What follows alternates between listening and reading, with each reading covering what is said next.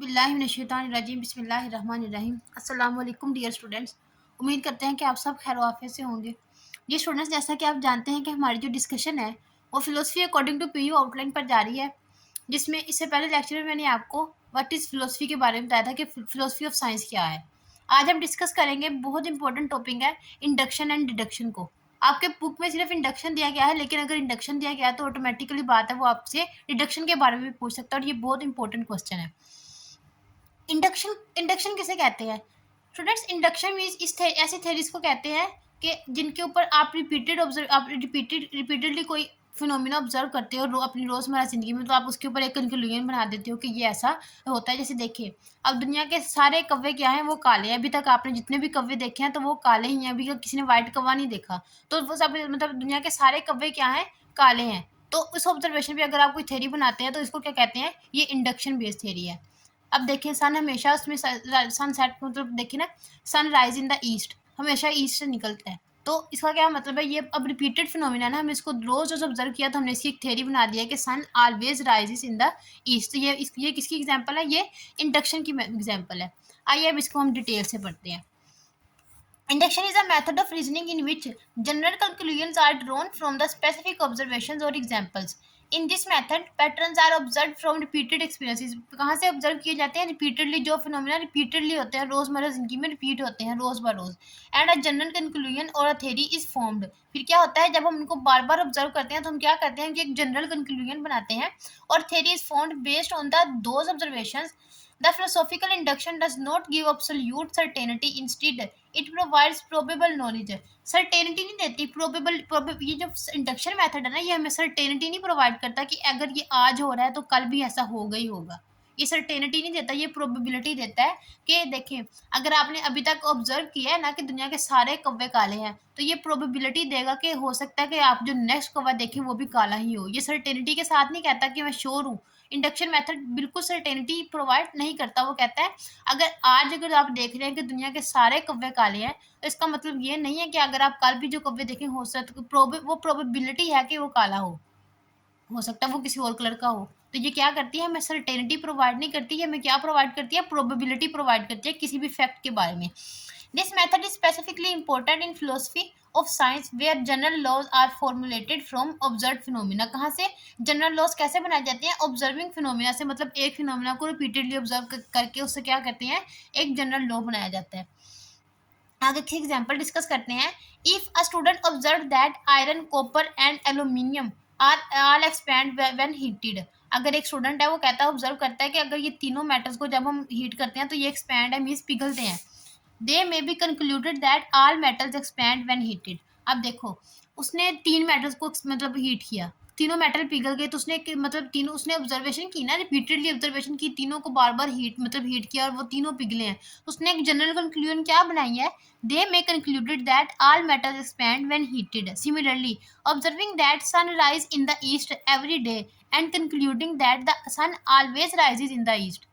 फिर हमने रोज ऑब्जर्व किया कि सूरज मशरिक से निकलता है, हम रोज ऑब्जर्व करते हैं इस चीज को, तो हमने उसके बारे में एक जनरल कंक्लूजन बना दिया है, sun always rises in the east. Sun कहाँ से निकलता है, हमेशा कहाँ से निकलता है, मशरिक से निकलता है। These conclusion are based on repeated observation. किसके ऊपर बेस करते हैं, repeated observation. So they are probably but not absolutely certain. अब देखें ना, अब सन रोज मशरिक से तो निकलता है, लेकिन अगर फर्ज करें अगर एक दिन सूरज मशरिक से ना निकले तो उसका मतलब क्या है कि वो क़यामत का दिन ही होगा। तो ये प्रोबेबिलिटी प्रोवाइड करता है, किसी भी चीज़ की सर्टेनिटी प्रोवाइड नहीं करता। नेक्स्ट आ जाता है स्टूडेंट इंडक्शन। अब इंडक्शन मेथड क्या होता है, अब डिडक्शन क्या मतलब डिडक्शन कैसे उसका इस्तेमाल किया जाता है। अब देखिए, इंडक्शन में ये होता है कि हम किसी भी चीज़ को रिपीटेडली ऑब्जर्व करते हैं तो हम एक जनरल कंक्लूजन बनाते हैं कि ये कंक्लूजन मतलब जैसे हमने पहले बनाई थी जनरल कंक्लूजन कि all metals expand on heating. ये हमने बनाई थी general conclusion by observing repeated phenomenas. लेकिन डिडक्शन में हम ये करते हैं कि जो जनरल लॉज होते हैं हम उनसे कंक्लूजन ड्रॉन करते हैं, जो जनरल लॉज होते हैं। अब वो कैसे करते हैं, आइए इसको पढ़ते हैं। Deduction is a method of reasoning in which a specific conclusion is drawn from a general rule, principles और statement. मीन्स हम जनरल से पार्टिकुलर की तरफ जाते हैं। इसमें वहाँ ये था कि हम पार्टिकुलर फिनोमिना को ऑब्जर्व करते थे और एक जनरल कंक्लूजन बनाते थे, लेकिन यहाँ भी हमने उल्ट करना है। हमने क्या करना है, हमने जनरल कंक्लूजन लेनी है और एक हमने क्या करनी है, उस पर उसकी बेस पे एक थ्योरी बनानी है। In deductive reasoning if the general rule is true, अगर तो वो जनरल रूल ट्रू है and the reasoning is logically correct, वो अगर वो उसके साथ जो रीजनिंग का आपने फैक्ट बनाया वो भी करेक्ट है, then the conclusion must also be true. Deduction moves from general to particular, मैंने अभी आपको बताया कि जनरल टू पार्टिकुलर जाना है। हमने पिछले इंडक्शन में क्या किया था, हम किसी पार्टिकुलर फिनोमेना को ऑब्जर्व करके किसी जनरल कंक्लूजन की तरफ जाते थे, लेकिन इसमें हमने क्या करना है कि जनरल टू पार्टिकुलर मूव करना है। And is often used to apply theories of laws to explain scientific situation. It is commonly used in mathematics and science to predict outcomes based on established principle। Means ये कहाँ पे इसका इस्तेमाल होता है। आगे इसके एग्जांपल के जरिए इसको समझते हैं। If it is known that all metals expand when heated, अब देखें एक जनरल कंक्लूजन हमने पीछे वाले टॉपिक में बनाई थी इंडक्शन में, हमने क्या कंक्लूजन बनाई थी, हमने ये कंक्लूड किया था कि all metals expand when heated. अब ये हमने जनरल कंक्लूजन एक बना दी। अब हमने क्या करना है, इसमें हमने जनरल से पार्टिकुलर की तरफ जाना है। वो हमने कैसे जाना है, अब देखें हम क्या कहेंगे कि if all the metals expand when heated and iron is a metal, अब देखें आयरन इज अ मेटल है, then it can be concluded that iron will expand when heated. अब देखें ना, हमने जनरल की तरफ से हम जनरल से हम किसकी तरफ आए हैं, पार्टिकुलर की तरफ आए हैं। अब इसी में लड़ लिए देखें, आर ह्यूमंस आर इमोर्टल, अब कहा जाता है कि जितने भी इंसान हैं वो इमोर्टल हैं। Ali is a human, Ali एक इंसान ही है, तो सो अली इज इमोर्टल। हम जनरल से कहाँ आ रहे हैं, पार्टिकुलर की तरफ आ रहे हैं। अब जो ये इंडक्शन की प्रॉब्लम इंडक्शन है, अब इसके साथ तो कुछ प्रॉब्लम्स भी आती हैं। साइंटिफिक ने कुछ फिलोसफर्स ने कुछ प्रॉब्लम डिस्कस की हैं। अब वो प्रॉब्लम्स क्या हैं, आइए उन प्रॉब्लम्स को डिस्कस करते हैं। अब इंडक्शन क्या करती है, इंडक्शन जनरल पार्टिकुलर ऑब्जर्वेशन से कहाँ जाती है, जनरल कंक्लूजन की तरफ जाती है। अब फिलोसफर ने इसके ऊपर पॉइंट आउट किया है कि ये हमें मतलब किसी भी चीज़ के बारे में सर्टेनिटी प्रोवाइड नहीं करती। अब फिलोसफर्स ने क्या आर्ग्यू किया है, आइए उसके बारे में पढ़ते हैं। Philosophers has pointed out several problems with induction about its reliability and certainty. The main problem is that inductive reasoning moves from specific observations to a general conclusion। ये क्या करती है कि फिनोमिना को रिपीटेडली ऑब्जर्व करती है तो एक जनरल कंक्लूजन बना देते हैं। But there is no logical guarantee that the conclusion will always true. मतलब अब वो कहते हैं कि ये ज़रूरी नहीं है कि कंक्लूजन ऑलवेज ट्रू होगी। मैंने जब अभी आपको बताया ना कि ज़रूरी नहीं है जो एक्शंस अभी हो रहे हैं इस वक्त वो कल भी ज़रूर होंगे। अगर कोई कौवा आपने आज काला देखा तो ज़रूरी नहीं है कि वो कल भी काला ही होगा, वो किसी और कलर का भी हो सकता है, क्योंकि फ्यूचर का किसी को भी नहीं होता। Just because something happened repeatedly in the past does not necessarily mean it will be continue to happen in the future। अब वो क्या कहता है कि ज़रूरी नहीं है कि जो अभी पास्ट में हुआ है वो फ्यूचर में भी होगा। तो इसलिए क्या किया है, फिलोसफर ने इस पर क्रिटिसाइज किया है। The Scottish philosopher David Hume famously criticised induction and pointed out its fundamental problems.